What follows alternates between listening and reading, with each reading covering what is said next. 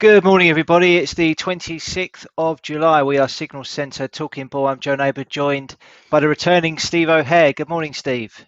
Hi, mate. How you doing? Yes. Yeah. I just remembered what a holiday was, so quite Good enjoyed for that. you. Nice. I missed you. Oh, It's tough on your own.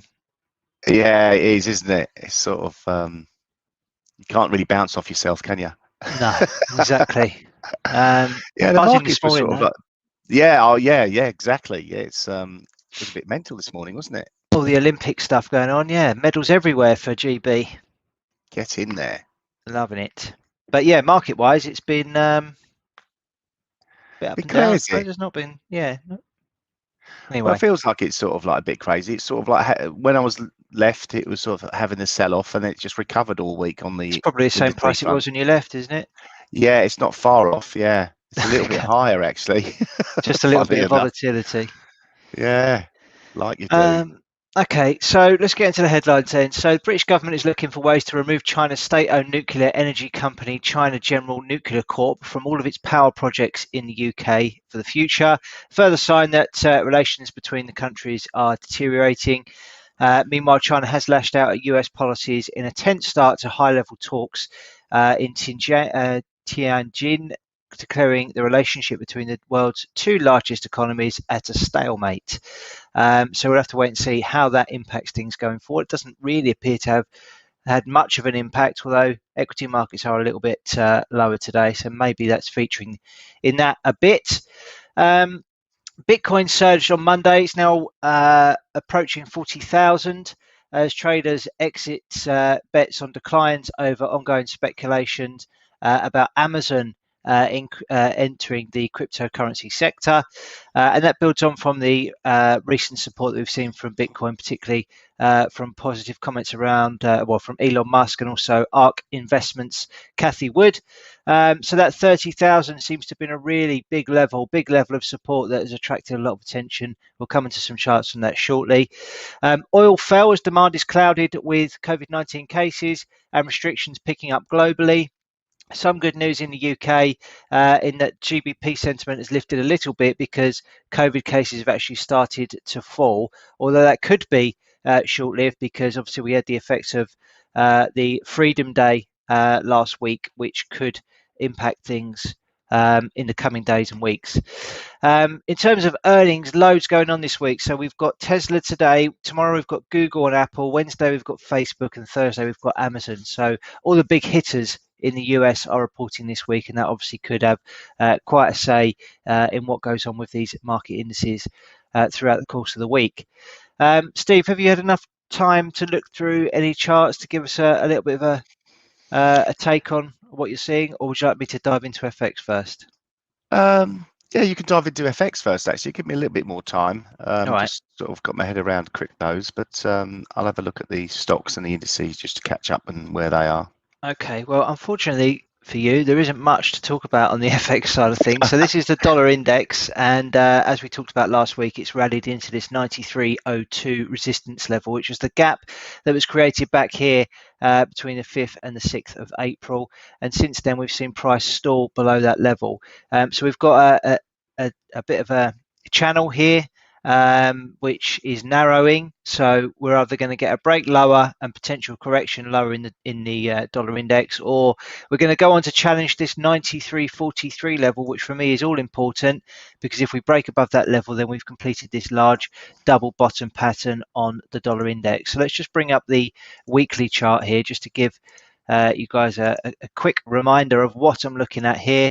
This is the double bottom pattern that we're looking at on the dollar index, and as you can see, it's illustrated there by that blue line. We've got the two double bottoms down here with the green arrows, a break above this, and then we can start looking for higher prices. So from a technical point of view, what we'd like to see is a break up on quite an impulsive move, with some decent volume, and then a pullback to retest and confirm the support before then a continuation higher. Now I've got these levels up here because that's the measured move of the double bottom. So from the low to the high of what we're projecting as the double bottom, move that higher, and then that comes in at around about 92.70-ish, which is also a 61.8% fib level from these highs up here on the 23rd of March 2020 down to these lows that we posted in January earlier this year. So yeah, we're getting closer, certainly on dollar index, but nothing yet to confirm that. So still watching and waiting for now. If we take a look elsewhere at some of the other currency markets, let's look at cable. So for me, this actually completed a double top pattern on the move below this support level at 136.70.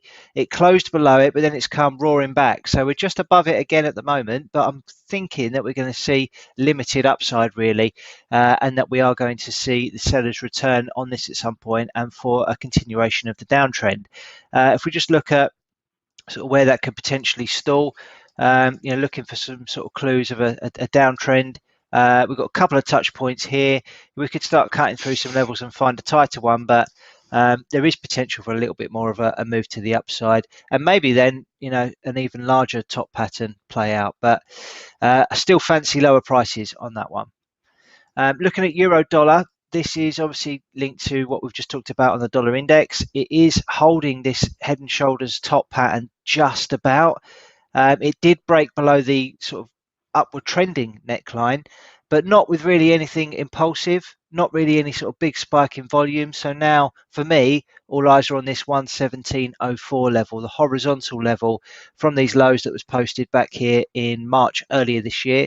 If this is taken out, then I'd be convinced really that this head and shoulders top pattern has indeed completed, and we can start looking for lower prices. And I guess if that is going to happen, it's going to happen at the same time as we potentially complete this double bottom on the dollar index. So more watching and waiting for now. For me, that's the sort of big story really. Just another market to take a quick look at is Aussie yen. I've been trying to sell this on the gun to the head trade ideas recently. We've got this big sort of range here that's formed. As you can see, we broke down quite convincingly.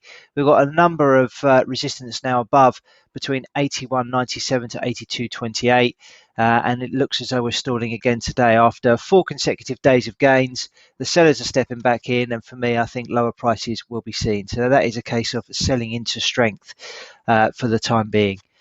That's pretty much it and what I wanted to cover on the FX to start the week. Hopefully, Steve, that's given you enough time to open up your charts and have a flick through some bits for us. Yeah, sure. I'll have a look at commodities first and start really with the longer term charts. I like to do this on a Monday, have a look at really what the week has left us with last week. So yeah, funny old candle. It's like a bullish hammer, but it's at the top of the trend. So it could be a shooting star, but it's not quite at the top where we did a couple of weeks ago. So we saw prices open last week around about unchanged from the previous week and moved aggressively lower. Got down to $65 in WTI crude oil, but has recovered $5 from there. So a nice, decent recovery from there. I still think we're potentially in a corrective phase, ABC phase, and so wouldn't get too carried away with the recovery unless we do sort of like challenge that resistance at 76.80 again. On the gold side of things, a bearish weekly candle last week, sort of an engulfing candle of the week before, but really not little changed. So again, wouldn't read too much into it. We had price action sort of like really holding above the 1790, which for me is quite a decent support line, and so still sort of like I think still sort of like middle of the road, really looking for sort of a bit of dollar action, I think, on to sort of see the next move in gold. Still look bullish of it long term and medium term, but on a short term basis, there is a risk to breaking the 1750 level. We could have a bit of a flush out there, so be careful with that one. Yeah, have a look at indices now. Well, actually, let me dive into the one I want to talk about is the China 50. Now, for me, this is always the one to watch, the one that really could lead the other indices lower. But obviously, this is really more about trade wars than anything else. So you're seeing the fallout of the headlines that Joe went through at the start of the show. and we have broken below this the correction, the initial correction. We had a wave A, the corrective wave B, and then we get the wave C. Measured move target of that, I think, is down towards 14,700. We've been talking about this for a while now, even when we were up here. So it does seem to be heading that way. I mean, you see the break of that support, and it's a proper flush out. That's only over the period of a few hours, really. We've dropped below 16,400. And which now trading 15,588. So a little bit scary over there. Looks a bit better on the, well, looks a bit more obvious on the daily chart. We saw this supportive level here with the green supportive arrows, and really looking for that to break down with this descending triangle, and it's happening. Listen out. Really, the next supportive level for me would be down at 14,677. So around about there, that level is really sort of like, I mean, you've got congestion all the way back from July 2020 all the way back really to, I would say, November 2020. So going back almost a year really for that, these levels. We haven't seen these levels for that sort of amount of time. So yeah, it's looking pretty rough. So I think potentially that will have an impact, but you still see the money ploughing into the American stocks and indices, all at its highs. But again, are we seeing a little bit of another topping formation? On the daily chart, we're already showing a bearish engulfing on the daily. Obviously, a little way to go before we open and close. Nasdaq is still at its all-time highs, so we can't really say too much about that. 15,135 on this week's all-time high, and S&P for an all-time high last week, 4,415. So 4,400, just got above that level, but it's retracing somewhat quickly. DAX is always a good indicator, still a bit of a way off them highs, and we got this downward trending resistance line, which we did probe above for about 3 or 4 days, and we found resistance there again today. So really looking, be aware if the DAX does get back below 15,550 and close below there, then it's engulfed Friday's price action, which will be negative. Moving on to the cryptos. Yes, while the cat's away, the mice will play. So just because I leave the trading arena for a week, Bitcoin thinks it can rally back, does it? Not on my watch. Obviously, it'll.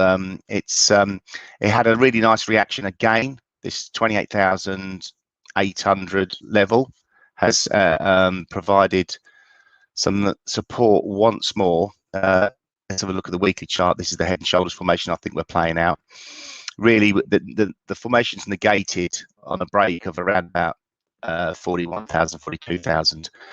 We had a probe up to just below the 40,000 level, and we've retraced a couple of thousand points. A mere drop in the ocean. You reckon there may be a complex right shoulder forming here? Another one? Potentially. Yeah, could sort of like see. But you know, we've as we've spoken about before, the measured move on this is like minus 7,000 or something, isn't it? Minus 4,000, yeah. So I don't think we will sort of like get down there, but you never know. But yeah, so again, the 28,800 level for me is the sort of the key level, just below the 30,000. Flushes a few stops out, gets down to 28,800, and it's bounced again. A really nice bullish outside week last week. Which has led to that reaction higher today. So still potential. I'm not going to write off a bit more of a probe towards the sort of 40,100. Sorry, 41,000 level. That would be the real test. Above that, then 46,000 before 54,000 is another resistance above that.